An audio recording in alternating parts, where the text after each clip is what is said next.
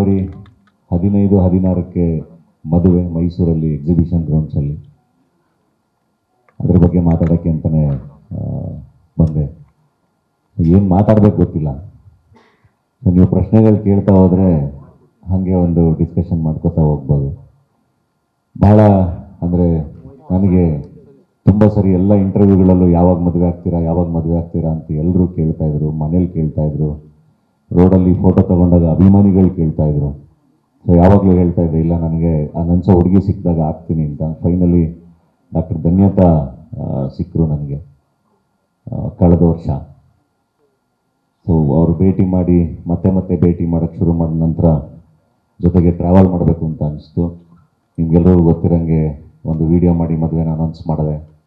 ಒಂದು inland letter ಮೂಲಕ ಎಲ್ಲರನ್ನ ಇನ್ವೈಟ್ ಮಾಡಿದೆ. ಮದುವೆ ಪ್ರೋಸೆಸ್ ಹಂಗೆಲ್ಲ ಶುರುವಾಯ್ತು. ಈಗ ಆಲ್ಮೋಸ್ಟ್ ಮದುವೆ ಹತ್ರ ಬಂದಿದೆ. ಈ 3 ತಿಂಗಳು ಹೆಂಗೆ ಹೋಯ್ತು ಅಂತ ಗೊತ್ತಿಲ್ಲ. ತಿರುಗ್ತಾನೇ ಇದ್ದೆ. ಸೊ ಎಲ್ಲ ತಿರುಗಾಟ ಮುಗಿಸಿ ಇವಾಗ ನಿಮ್ಮ ಮುಂದೆ ಬಂದಿದ್ದೀನಿ. ಆ್ಯಂಡ್ ನಿಮ್ಗಳನ್ನು ಕೂಡ ಪ್ರೀತಿಯಿಂದ ಮದುವೆಗೆ ಇನ್ವೈಟ್ ಮಾಡ್ತಾ ಇದ್ದೀನಿ ಈ ಮೂಲಕ. ಅಂದರೆ ತುಂಬ ಜನನ ಪರ್ಸ್ನಲ್ ಹೋಗೋಕ್ಕೆ ಕರೆದೆ. ನಾನು ಫಸ್ಟು ಇನ್ವಿಟೇಷನ್ ಅಂತ ಶುರುವಾದಾಗ ಎಲ್ಲರೂ ನಾನೇ ಪರ್ಸ್ನಲ್ ಹೋಗೋಕ್ಕೆ ಕರಿತೀನಿ, ಬೇಗ ಮುಗಿದೋಗ್ಬಿಡುತ್ತೆ ಅಂತಲೇ ಫ್ರೆಂಡ್ಸ್ ಹತ್ರ ಮಾತಾಡಿದೆ. ಪಾಪ ನನ್ನ ಫ್ರೆಂಡ್ಸ್ ಎಲ್ಲ ಅನುಭವಿಸ್ತಾರೆ, ಮದುವೆ ಆಗಿರೋರು. ಯಾವ ಕಾರಣಕ್ಕೂ ಆಗಲ್ಲ, ಎಲ್ರಿಗೂ ಫೋನ್ ಮಾಡು ಅಥವಾ ಹೆಂಗಿದ್ರು ಇನ್ಲ್ಯಾಂಡ್ ಲೆಟ್ರು ಪೋಸ್ಟ್ ಮಾಡಿಬಿಡು ಅಂತೆಲ್ಲ ಹೇಳಿದ್ರು. ನಾನು ಇಲ್ಲ ಏನಾಗಲ್ಲ ತಲುಪಿಸ್ಬೋಣ ಅಂತ ಯೋಚನೆ ಮಾಡಿದೆ. ಬಟ್ ಆ ಪ್ರೋಸೆಸ್ ಶುರುವಾದ್ಮೇಲೆ ಗೊತ್ತಾಯಿತು, ಮೋಸ್ಟ್ಲಿ 1 ವರ್ಷ ಅಲ್ಲ 2 ವರ್ಷ ಆದ್ರೂ ಇನ್ವಿಟೇಷನ್ನ ಹೋಗಿ ಪರ್ಸ್ನಲಾಗಿ ಎಲ್ರಿಗೂ ಕೊಟ್ಟು ಮುಗ್ಸೋಕ್ಕಾಗಲ್ಲ. ಸೊ ಆಮೇಲೆ ಫೋನ್ ಮಾಡೋಕ್ಕೆ ಶುರು ಮಾಡಿದೆ, ವಾಟ್ಸಪ್ಪಲ್ಲಿ ಕಳ್ಸೋಕ್ಕೆ ಶುರು ಮಾಡಿದೆ, ಪತ್ರಗಳನ್ನ ಪೋಸ್ಟ್ ಮಾಡೋಕ್ಕೆ ಶುರು ಮಾಡಿದೆ. ಇವಾಗ ಮೀಡಿಯಾ ಮೂಲಕ ಇನ್ವೈಟ್ ಮಾಡೋಕ್ಕೆ ಬಂದೀನಿ ಎಲ್ಲರೂ. ಸೊ ಪ್ರಶ್ನೆಗಳನ್ನ ಕೇಳಿ. ನಮ್ಮ ಡಾಕ್ಟರ್ ಧನ್ಯತಾ ಅವ್ರ ಪರಿಚಯ, she is IVF specialist, gynaecologist.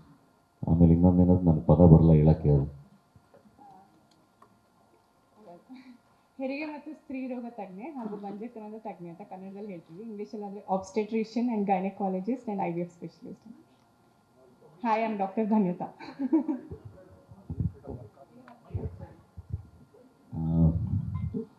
ಅವ್ರನ್ನ ಆಲ್ರೆಡಿ ಪರಿಚಯ ಮಾಡಿಸಿದ್ದೀನಿ. ಅವರು ಆಲ್ರೆಡಿ ಸುಸ್ತಾಗೋಗ್ಬಿಟ್ಟಿದ್ದಾರೆ ಮದುವೆ ಪ್ರೋಸೆಸ್ಸಲ್ಲಿ. ನನ್ನ ಡಾಕ್ಟ್ರಾಗಿ ಇರೋಕ್ಕೆ ಬಿಡಿ ನನ್ನ ಅಂತ, ನನಗೆ ನನ್ನ ಜಗತ್ತಲ್ಲಿ ನಾನು ಕೆಲಸ ಮಾಡ್ಕೊಂಡು ಇರೋಕ್ಕೆ ಬಿಡಿ ನನ್ನ ಅಂತ. ಆದರೆ ಎಲ್ಲರೂ ಒಂದ್ಸರಿ ಪರಿಚಯ ಮಾಡಿಸ್ಬೇಕು, ಮಾತಾಡಿಸ್ಬೇಕು, ಅದಕ್ಕೆ ಕರ್ಕೊಂಬಂದಿದ್ದೀನಿ. ಸೊ ಏನೇ ಇದ್ರೂ ಕೇಳ್ಬೋದು, ನಿಮ್ಮ ಪ್ರಶ್ನೆಗಳಿದ್ರೆ ಕೇಳಿ, ಮಾತಾಡೋಣ.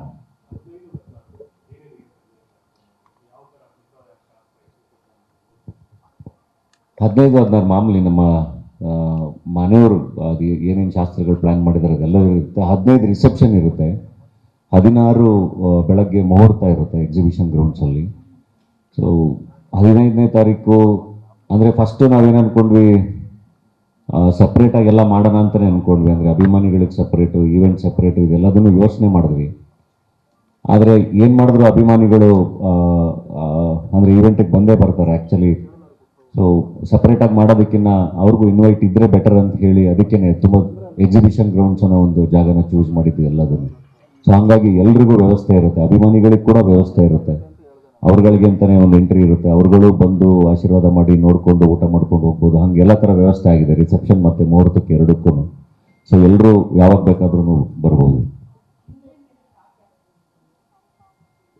ಇನ್ಲ್ಯಾಂಡ್ ಲೆಟ್ರ್ ಥಾಟು ಅದು ನಂದು ಇಡೀ ಅಂದರೆ ಮದುವೆ ಅಂತ ಬಂದಾಗ ಟು ಬಿ ಆನೆಸ್ಟ್ ನಾನು ಸಿಂಪಲಾಗಿ ಒಂದು ರಿಜಿಸ್ಟರ್ ಮ್ಯಾರೇಜ್ ಆಗೋಣ ಅಂತ ಇದ್ದಿದ್ದು, ಟು ಬಿ ವೆರಿ ಆನೆಸ್ಟ್. ಹಾಗೆ ಅದು ಥಾಟು ಶುರುವಾಗಿದ್ದು. ಅದಾದಮೇಲೆ ಕುಟುಂಬ ಅಂತ ಬಂದಾಗ ಈಗ ನಮ್ಮ ತಂದೆ ತಾಯಿಗಳಿಗೆ ಅವ್ರದ್ದೊಂದು ಕನಸು, ಅವ್ರ ಆಸೆಗಳಿರುತ್ತೆ. ಇಲ್ಲ ನಾನು ನಮ್ಮ ನೆಂಟರು, ನಮ್ಮ ರಿಲೇಟಿವ್ಸು, ನಮ್ಮ ಜನಕ್ಕೆ ನಮ್ಮ ಊರಲ್ಲಿ ನಾವು ಊಟ ಹಾಕ್ಸ್ಲೇಬೇಕು ಅಂತ ನಮ್ಮ ತಂದೆ ತಾಯಿ ಅಂದರು.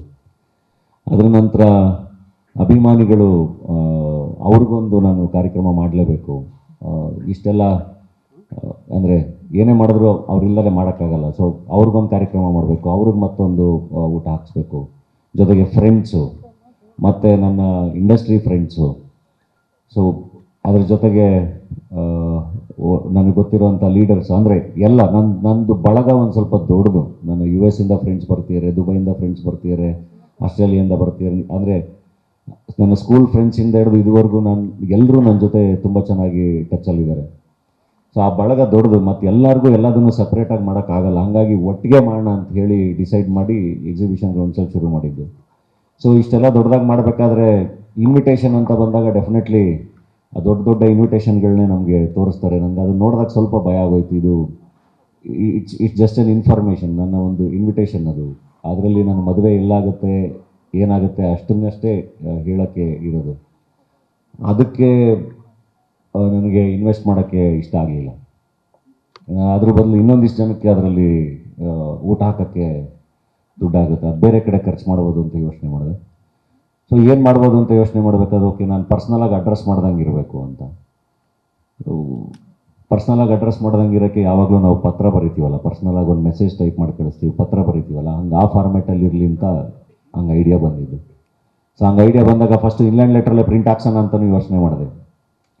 ಅದಾದಮೇಲೆ ಇಲ್ಲ, ಅದನ್ನು ಒಂಚೂರು ಕಸ್ಟಮೈಸ್ ಮಾಡಿಸೋಣ, ಮದುವೆ ಒಂದು ನಮ್ಮ ಈವೆಂಟ್ ಅಲ್ವಾ, ಕಸ್ಟಮೈಸ್ ಮಾಡಿಸೋಣ ಅಂಥೇಳಿ ಅದನ್ನು ಧನಧನ್ಯ ಮದುವೆ ಅಂತೆಲ್ಲ ನಮ್ಮ ಬಾದಲ್ ಹತ್ರ ಒಂದೊಳ್ಳೆ ಡಿಸೈನ್ ಮಾಡಿಸಿ ಕಸ್ಟಮೈಸ್ ಮಾಡಿಸಿ ಅದನ್ನು ಪ್ರಿಪೇರ್ ಮಾಡಿದ್ವಿ.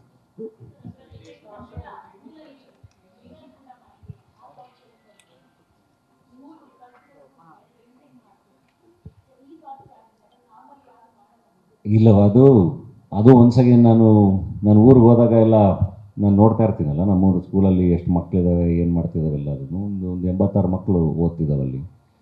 ಆ್ಯಂಡ್ ಬೇರೆ ಬೇರೆ ಸ್ಕೂಲಿನ ಬಸ್ಗಳು ಬಂದು ಇವಾಗ ಹಳ್ಳಿಗಳನ್ನು ಮಕ್ಕಳನ್ನ ಕರ್ಕೊಂಡು ಹೋಗ್ತಾರೆ, ಅಂದರೆ ಪ್ರೈವೇಟ್ ಸ್ಕೂಲ್ಗಳು ಎಲ್ಲದೂ.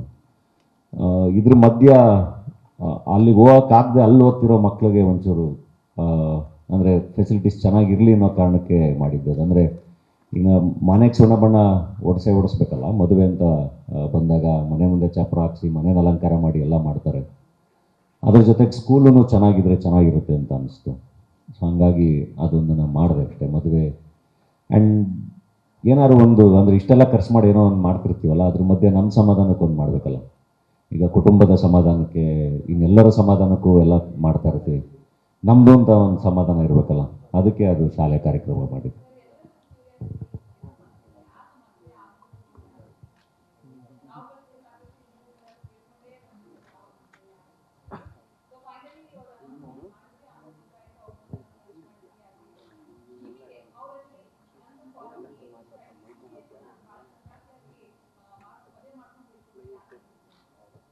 ಅದು ನಾನು ಯಾವಾಗಲೂ ಹೇಳ್ತಾ ಇದ್ನಲ್ಲ, ನನಗೆ ಯಾರಾದ್ರು ನೋಡಿದಾಗ ನನಗೆ ಅನಿಸಿದ್ರೆ ಆಗ್ತೀನಿ ಅಂತ. ಅವರು ನೋಡಿದಾಗ ಅನ್ನಿಸ್ತು. ಅಂದರೆ ದ ಮೋಸ್ಟ್ ಸಿಂಪ್ಲೆಸ್ಟ್ ಫಾರ್ಮ್ ನೋಡ್ಬೋದು ಅವರಲ್ಲಿ. ನಾನು ಯಾವಾಗಲೂ ಹೇಳ್ತಿರ್ತೀನಿ, the most simplest form of human ಏನು ಅಂತ.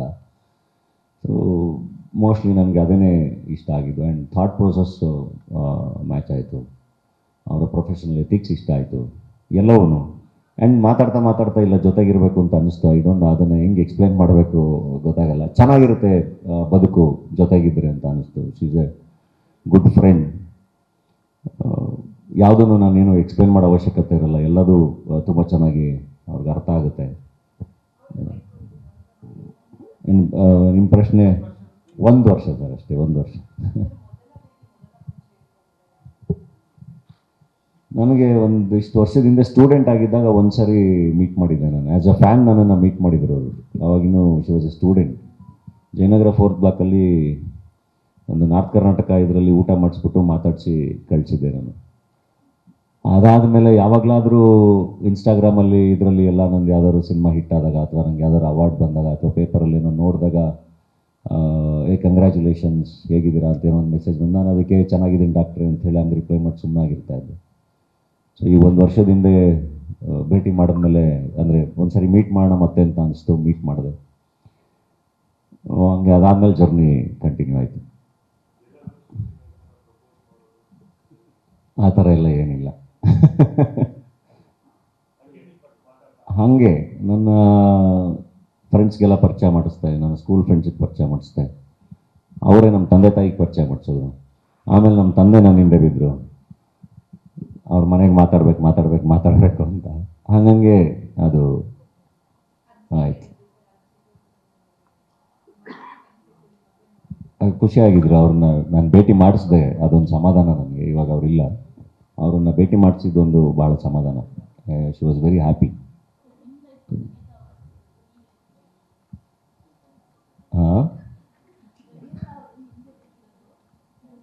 ಅದಕ್ಕೆ ಫಸ್ಟ್ ವೀಡಿಯೋದಲ್ಲಿ ಹಾಕಿದ್ನಲ್ಲ ನಾನು ಧನ್ಯ ಅಂತ. ಅಲ್ಲ, ನನಗೆ ಆಗ್ಬಿಟ್ಟು ಎಲ್ರಿಗೂ ಮೇಲ್ ಕಳಿಸ್ಬಿಡೋಣ, ಆಗ್ಬಿಟ್ಟು ಎಲ್ರಿಗೂ ಇನ್ಫಾರ್ಮ್ ಆಗ್ಬಿಡೋಣ ಅನ್ನೋ ಥರ ಇತ್ತು. ಯಾಕಂದರೆ ಇಡೀ ಮದುವೆ ಪ್ರೋಸೆಸ್ ಎಲ್ಲ ನೋಡ್ತಿದ್ನಲ್ಲ, ನಮ್ಮ ಅಣ್ಣನ ಮದುವೆಯಿಂದ ಹಿಡಿದು ನನ್ನ ಫ್ರೆಂಡ್ಸ್ ಮದುವೆ ಎಲ್ಲದು. ಸೊ ಆರಾಮಾಗಿ ಸಿಂಪಲ್ಲಾಗಿ ಮನೆಯವ್ರ ಜೊತೆ ಆಗ್ಬಿಟ್ಟು ಆಮೇಲೆ ಇನ್ಫಾರ್ಮ್ ಮಾಡಿದ್ರೆ ಆಯಿತು ಅಂತ.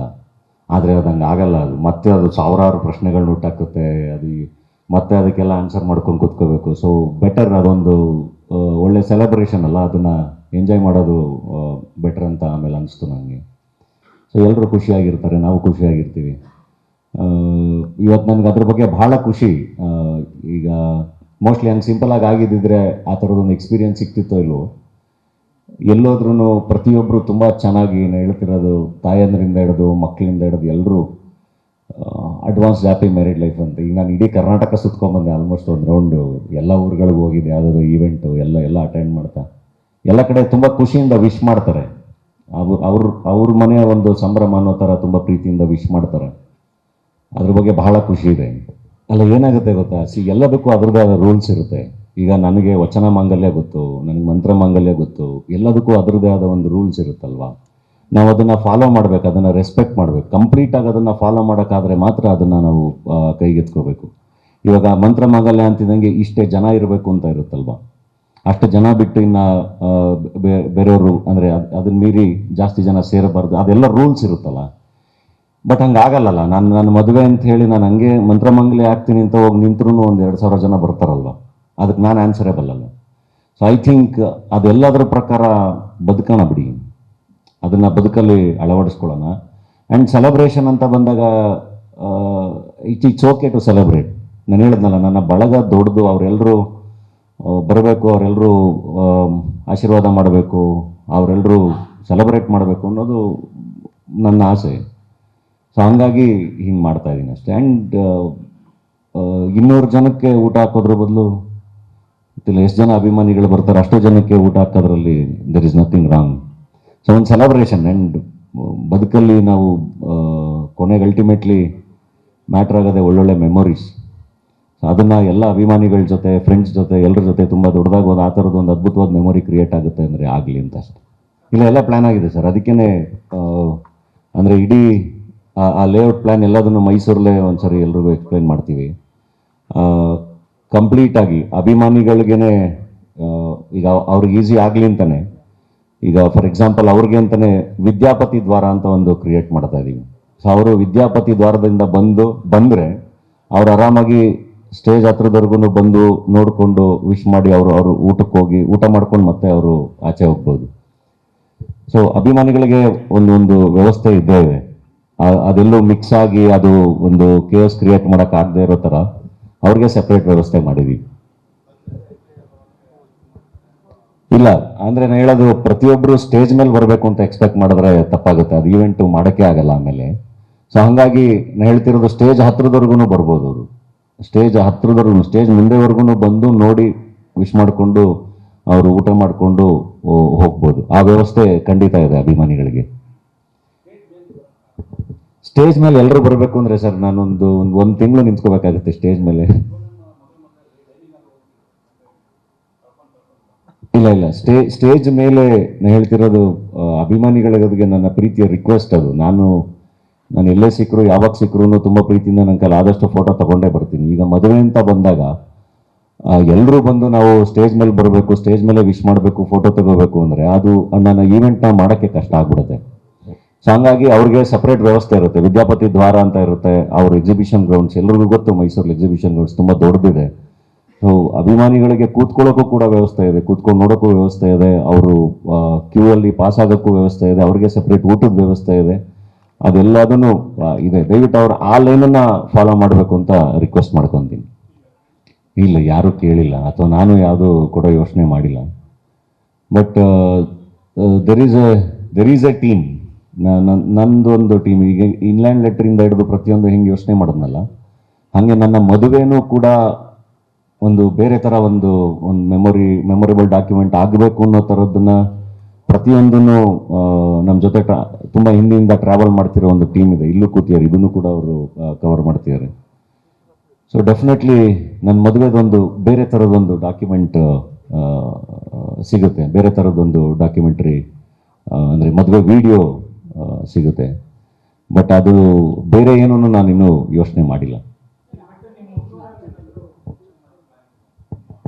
ಹುಟ್ಟೂರಲ್ಲಿ ಮಾಮೂಲಿ ಈಗ ನಾವು ಅಂದರೆ ಮದುವೆಗೆ ಬರೋಕ್ಕಿಂತ ಮುಂಚೆ ಊರಲ್ಲಿ ದೇವ್ರನ್ನೆಲ್ಲ ಕರೆಸಿ ಎಲ್ಲ ಗಂಡು ಮಾಡೋದು ಇದೆಲ್ಲ ಮಾಡ್ತಾರೆ, ಅದಿದೆ. ಊರಲ್ಲಿ ಅದನ್ನೆಲ್ಲ ಮುಗಿಸ್ಕೊಂಡು ಆಮೇಲೆ ಇಲ್ಲಿಗೆ ಬರ್ತೀನಿ. ಊರಿಂದನೂ ಎಲ್ಲರೂ ಮೈಸೂರಿಗೆ ಬರ್ತಿದ್ದಾರೆ ಎಲ್ಲರೂ. ಮೈಸೂರು ನನಗೆ very emotionally connected to Mysuru. ನಾನು ಓದಿದ್ದು ಬೆಳೆದಿದ್ದು ಎಲ್ಲ ಮೈಸೂರಲ್ಲೇ. ಸೊ ಹಂಗಾಗಿ ನನ್ನ ಬಳಗನೂ ಎಲ್ಲ ಜಾಸ್ತಿ ಅಲ್ಲೇ ಇರೋದು. ಹಂಗಾಗಿ ನನಗೆ ಮೈಸೂರಲ್ಲೇ ಮದುವೆ ಆಗಬೇಕು ಅಂತ ಭಾಳ ಆಸೆ ಇತ್ತು. ಹಾಗಾಗಿ ಮೈಸೂರಲ್ಲೇ ಆಗ್ತಾಯಿದ್ದೀನಿ. ಆ್ಯಂಡ್ ಧನ್ಯತಾ ಓದಿದ್ದು ಕೂಡ ಮೈಸೂರು JSS ಅಲ್ಲಿ MS ಮಾಡಿರೋದು ಎಲ್ಲ ಮೈಸೂರು ಜೊತೆ ವಿ ಆರ್ ಮೋರ್ ಕನೆಕ್ಟೆಡ್. ಹಾಗಾಗಿ ಮೈಸೂರಲ್ಲಿ ಮದುವೆ ಮಾಡ್ಕೊಳ್ಳೋಣ ಅಂತ. ಗೊತ್ತಿಲ್ಲ ನನಗೆ, ಅಂದರೆ ಈಗ ಹೈದರಾಬಾದ್ಗೆ ಹೋಗ್ತಾ ಇದ್ದೀನಿ ಇನ್ವೈಟ್ ಮಾಡೋಕ್ಕೆ. ಅಲ್ಲೂ ತುಂಬ ಜನ ಫ್ರೆಂಡ್ಸ್ ಎಲ್ಲ ಇದ್ದಾರೆ. ಬಟ್ ಎಷ್ಟು ಜನ ಬರ್ತಾರೆ, ಯಾರು ಬರ್ತಾರೆ ಗೊತ್ತಿಲ್ಲ. ಬಟ್ ತುಂಬ ಪ್ರೀತಿಯಿಂದ ಎಲ್ಲರನ್ನೂ ಕರಿತೀನಿ. ನನಗೆ ಗೊತ್ತಿರೋರು ಎಲ್ಲರೂ ತುಂಬ ಪ್ರೀತಿಯಿಂದ ಕರಿತೀನಿ. ಅಲ್ಲ ಬೆಸ್ಟ್ ಅಲ್ವಾ, ಅವಾಗ ಜೀವನ ಪೂರ್ತಿ ಲವರ್ಸ್ ಥರ ಇರ್ಬೋದು. ಈಗ ಅವ್ರ ಕೆಲಸದಲ್ಲಿ ಅವ್ರು ಬ್ಯುಸಿ ಇರ್ತಾರೆ, ನಮ್ಮ ಕೆಲಸದಲ್ಲಿ ನಾವು ಬ್ಯುಸಿ ಇರ್ತೀವಿ, ಸಿಗೋದೇ ಕಮ್ಮಿ ಟೈಮು. ಸೊ ಆದಷ್ಟು ಖುಷಿಯಾಗಿ ಚೆನ್ನಾಗಿರ್ಬೋದು. ಆವಾಗ ಟೈಮ್ ಮಾಡಿಕೊಂಡು ಆಚೆ ಹೋಗ್ಬೋದು. ಜೀವನ ಪೂರ್ತಿ ಫ್ರೆಂಡ್ಸ್ ಥರ ಲವರ್ಸ್ ಥರ ಇರ್ಬೋದು. ನಂಗೆ ನಿಜವಾಗ್ಲೂ ಬಹಳ ಖುಷಿ ಆಗುತ್ತೆ ಪ್ರತಿ ಸರಿನೂ ಅವ್ರದ್ದು ಇನ್ಸ್ಟಾಗ್ರಾಮ್ ಸ್ಟೋರಿಲಿ ಯಾವುದೋ ಒಂದು ಮಗು ಜೊತೆ ಡೆಲಿವರಿ ಆದಾಗ ಆ ಫೋಟೋ ಬಂದಾಗ. ಮೊನ್ನೆ ನಾನು ಹಾಸ್ಪಿಟ್ಲಿಗೂ ಹೋಗಿದ್ದೆ. ಆ ತಂದೆ ತಾಯಿ ಅವ್ರು ಮಾತಾಡಿಸಿದಾಗ ಎಲ್ಲ ನಂಗೆ ನಿಜವಾಗ್ಲೂ ಬಹಳ ಖುಷಿ ಆಗುತ್ತೆ. ಅಂದರೆ ತುಂಬ ಸಾರ್ಥಕತೆ ಕೊಡುವಂಥ ಒಂದು ಕೆಲಸ. ನನಗೆ ತುಂಬ ಆಸೆ ಇತ್ತು ಡಾಕ್ಟರ್ ಆಗಬೇಕು ಅಂತ. ಈಗ ಡಾಕ್ಟರ್ ನಮ್ಮ ತಂದೆಗೆ ಬಹಳ ಆಸೆ ಇತ್ತು ನಮ್ಮ ಮನೇಲಿ ಯಾರಾದರೂ ಡಾಕ್ಟರ್ ಆಗಬೇಕು ಅಂತ. ಫೈನಲಿ ಈಗ ಡಾಕ್ಟರ್ ಸೊಸೆ ಬರ್ತಿದ್ದಾರೆ ಅಂತ ಮನೆಯವರು ಖುಷಿ, ನಾನು ಖುಷಿ. ಇಲ್ಲ ಅದು ನಂಗೆ ಅದು ಒಂದು ಪಾರ್ಟ್ ತುಂಬ ಇಷ್ಟ ಆಗಿದ್ದು. ನಾನು ಅವ್ರನ್ನ ಮೀಟ್ ಮಾಡೋಕ್ಕೆ ಶುರು ಮಾಡಿದ್ಮೇಲೆ ಈಗ ಎಲ್ಲಿದ್ದೀರಾ ಏನು ಅಂತ ಕೆಲವೊಂದು ಸರಿ ಹಿಂಗೆ ಕೇಳಿದಾಗಿಲ್ಲ, ನಾನು ಇಲ್ಲಿ ತುಮಕೂರಲ್ಲಿ ಮೆಡಿಕಲ್ ಕ್ಯಾಂಪಿಗೆ ಬಂದೀನಿ, ನೆಕ್ಸ್ಟ್ ವೀಕ್ ಅರಸೀಕೆರೆಯಲ್ಲಿ ಮೆಡಿಕಲ್ ಕ್ಯಾಂಪ್ ಮಾಡ್ತಾ ಇದ್ದೀನಿ ಅಂತೆಲ್ಲ ಹೇಳೋರು. ನಂಗೆ ಅದು ಬಹಳ ಇಷ್ಟ ಆಯಿತು. ಓಕೆ, ತುಂಬ ಸರ್ವಿಸ್ ಓರಿಯೆಂಟೆಡ್ ಇದ್ದಾರೆ ಡಾಕ್ಟ್ರು ಅಂತ. ಸೊ ಅದೆಲ್ಲ ಮಾಡ್ತಿರ್ತಾರೆ ಅವಾಗ.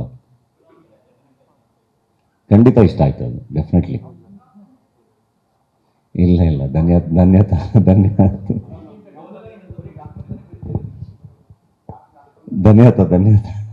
ಅಂದರೆ ಅವಾಗ ಸ್ಟಾರ್ಟಿಂಗ್ ಹಂಗೆ ಮಾತಾಡಿಸ್ತಿದ್ದು. ಏನು ಡಾಕ್ಟ್ರೇ ಎಲ್ಲಿದ್ದೀರಾ, ಏನು ಡಾಕ್ಟ್ರೇ ಅಂತ.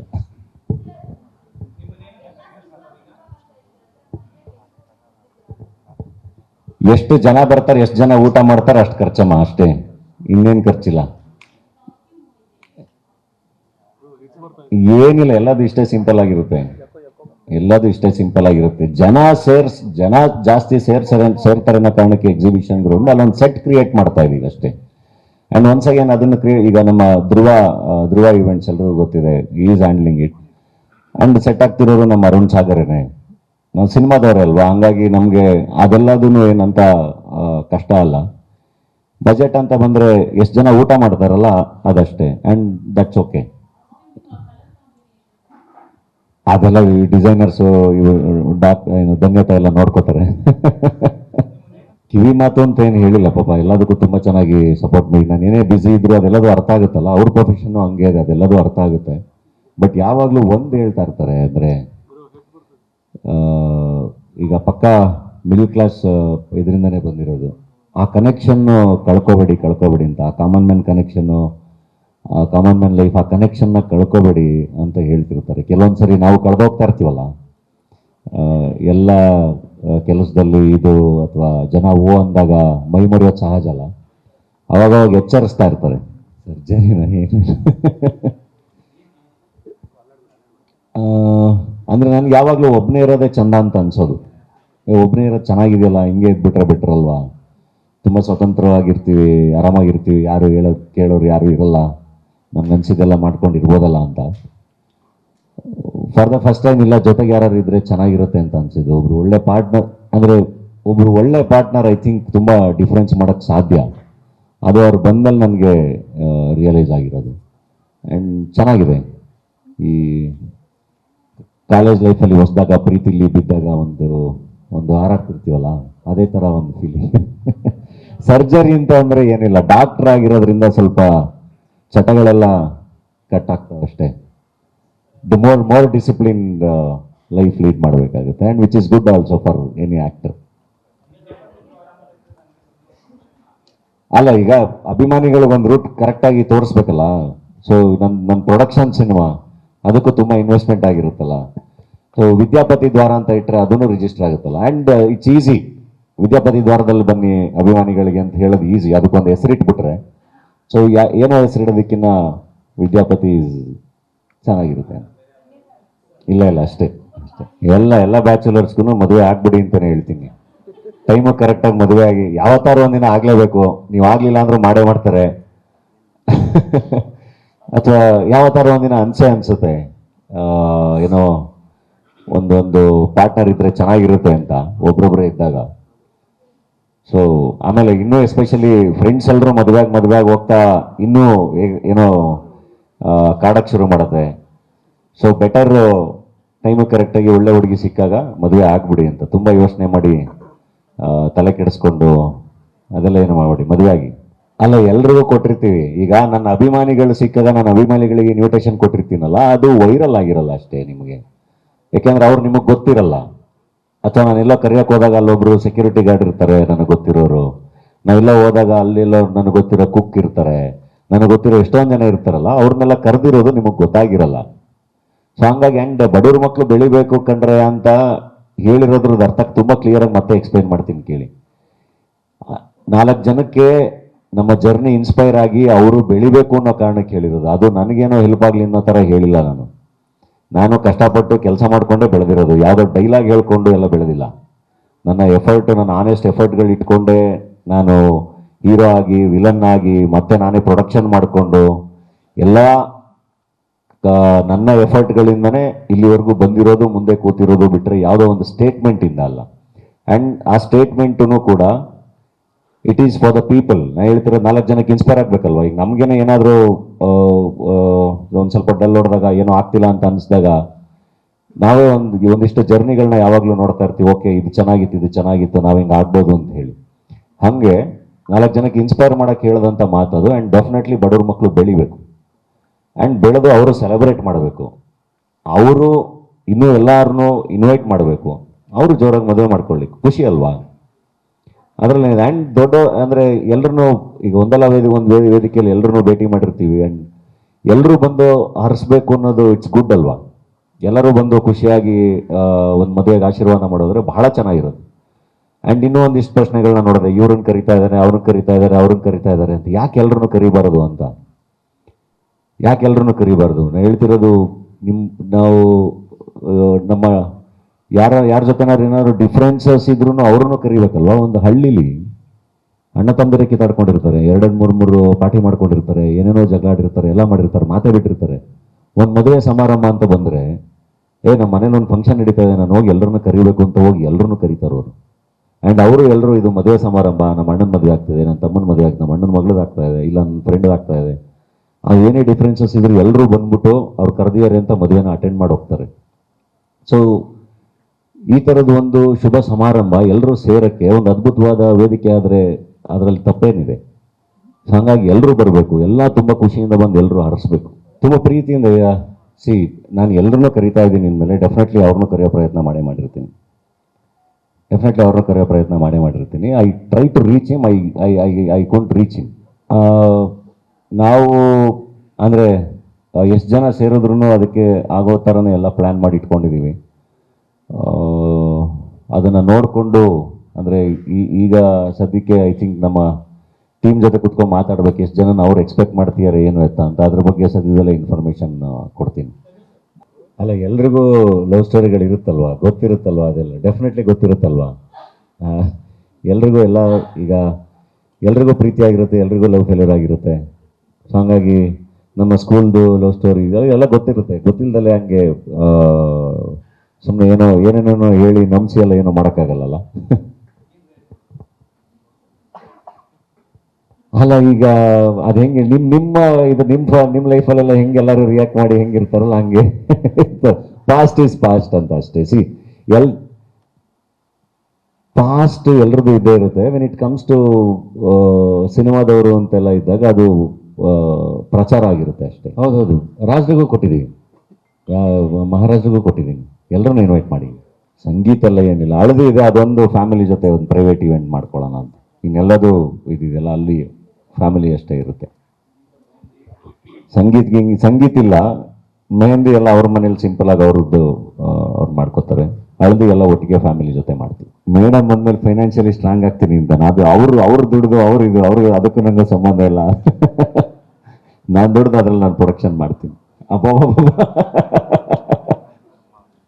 ಅವರು ನನಗೆ ಸಾಕು, ನಾನು ಮದುವೆ ಆದ್ಮೇಲೆ ನನ್ನ ಪಡೆ ನಾನು ಕೆಲ್ಸಕ್ಕೆ ಹೋಗ್ತೀನಿ, ನಾನು ಇನ್ಕಾಗ್ನಿಟೋ ಮೋಡ್ ಹೊರಟೋಗ್ತೀನಿ, ನಿಮ್ಮ ಸವಾಸ ಬೇಡ ನನಗೆ, ಇದು ಯಾವುದಕ್ಕೂ ಬರಲ್ಲ ನಾನು ಅಂತ ಹೇಳ್ತಾ ಇದ್ರು ಬರ್ಬೇಕಾರೆ. ಅಂದ್ರೆ ನನ್ನ ಜೊತೆ ಸೇರ್ಕೊಂಡು ಅದು ಅಂದ್ರೆ ಅದೊಂದು ಎಕ್ಸ್ಪೋಜರ್, ಅವ್ರ ಕೆಲ್ಸಕ್ಕೆ ತೊಂದರೆ ಆಗುತ್ತೆ ಅನ್ನೋ ಒಂದು ಭಯ ಅವ್ರಿಗೆ. ಹಂಗಾಗಿ ನನ್ನ ಕೆಲಸದಲ್ಲಿ ನಾನು ಅಲ್ಲ ಮತ್ತೆ ನಾನು ಅಲ್ಲಿ ಮಾಡ್ತಿದ್ದಂಗೆನೆ ಮತ್ತೆ ನಾನು ಬೆಂಗಳೂರಲ್ಲಿ ಒಂದು ಸಪ್ರೇಟ್ ಮಾಡಬೇಕಾಗುತ್ತೆ, ಮತ್ತೆ ಅಭಿಮಾನಿಗಳಿಗೊಂದು ಒಂದು ಸಪ್ರೇಟ್, ಇನ್ನಂದ್ರೆ ನನ್ನ ಇಂಡಸ್ಟ್ರಿ ಫ್ರೆಂಡ್ಸ್ಗೆಲ್ಲ ಸಪ್ರೇಟಾಗಿ ಮಾಡಬೇಕಾಗುತ್ತೆ, ಅಭಿಮಾನಿಗಳಿಗೊಂದು ಸಪ್ರೇಟಾಗಿ ಮಾಡಬೇಕಾಗುತ್ತೆ, ಎಲ್ಲದೂ ಸಪ್ರೇಟಾಗಿ ಮಾಡಬೇಕಾಗುತ್ತೆ. ಮತ್ತೆ ಸೊ ಅದು ಒಂದು 4-5 ದಿನದ 4-5 ಈವೆಂಟ್ ಆಗ್ಬಿಡುತ್ತೆ. ಅದಕ್ಕೆ ಒಟ್ಟಿಗೆ ಒಂದೇ ಕಡೆ ನಮ್ಮ ಮೈಸೂರಲ್ಲಿ ಆಗೋಣ ಅಂತ. ಎಲ್ಲ ಖುಷಿಯಾಗಿದ್ದಾರೆ ಎಲ್ಲ. ಸೊ ಅದೇ ನಾನು ಕರೆಯೋಕೆ ಹೋದೆ ಅಷ್ಟಲ್ಲ, ಅವ್ರು ಹೇಳ್ತಾರೆ ದಯವಿಟ್ಟು ಮದುವೆಗೆ ಎಲ್ಲರೂ ಬನ್ನಿ, ನಿಮ್ಮನ್ನೆಲ್ಲ ಇಲ್ಲೇ ಪರ್ಸ್ನಲ್ ಆಗಿ ಇನ್ವೈಟ್ ಮಾಡ್ತಾ ಇದ್ದೀನಿ, ಸೊ ತಪ್ಪದೆ ಬನ್ನಿ. ಆ್ಯಂಡ್ ಅಭಿಮಾನಿಗಳಿಗೂ ಅಷ್ಟೇ, ತುಂಬ ಜನ ಇನ್ಸ್ಟಾಗ್ರಾಮಲ್ಲಿ ಎಲ್ಲ ಕಡೆ ಮೆಸೇಜ್ಗಳು ನೋಡ್ತಾ ಇದ್ದೆ, ಕಮೆಂಟ್ಸಲ್ಲಿ ಎಲ್ಲ ನಮ್ಮನ್ನು ಕರೆಯಲ್ವಾ ಅಂತ. ನಾನು ಮೈಸೂರಿನ ಎಕ್ಸಿಬಿಷನ್ ಗ್ರೌಂಡ್ಸಲ್ಲಿ ಮದುವೆ ಆಗ್ತಿರೋದೇನೆ ನೀವೆಲ್ಲರೂ ಮದುವೆಗೆ ಬರಬೇಕು ಅಂತ ಎಕ್ಸ್ಪೆಕ್ಟ್ ಮಾಡ್ತೀರಾ, ನೀವೆಲ್ಲರೂ ಬರ್ತೀರಾ, ನೀವು ಬಂದು ಆಶೀರ್ವಾದ ಮಾಡಲಿ ಅಂತಾನೆ. ಡೆಫಿನೆಟ್ಲಿ ನಿಮಗೆ ಅಂತಲೇ ವ್ಯವಸ್ಥೆ ಇದೆ, ಅಭಿಮಾನಿಗಳಿಗೆ ಬನ್ನಿ, ಆಶೀರ್ವಾದ ಮಾಡಿ, ಊಟ ಮಾಡಿ, ಮದುವೆನ ಸೆಲೆಬ್ರೇಟ್ ಮಾಡಿ. Thank you. ಆ್ಯಂಡ್ ಅಭಿಮಾನಿಗಳಿಗೆ ಸ್ಪೆಷಲಾಗಿ ಮೆನ್ಷನ್ ಮಾಡ್ತೇನೆ, ಮತ್ತೆ ವಿದ್ಯಾಪತಿ ದ್ವಾರ ಅಂತ ಇರುತ್ತೆ, ಅಲ್ಲಿಂದ ಬಂದು ನೀವು ಎಂಟ್ರ್ ಆದರೆ ನಿಮಗಾಗಿನೇ ಎಲ್ಲ ವ್ಯವಸ್ಥೆಗಳಿರುತ್ತೆ. ಮದುವೆನ ವಿಟ್ನೆಸ್ ಮಾಡಿಕೊಂಡು ಬ್ಲೆಸ್ ಮಾಡಿ ಊಟ ಮಾಡ್ಕೊಂಡು ಹೋಗ್ಬೋದು.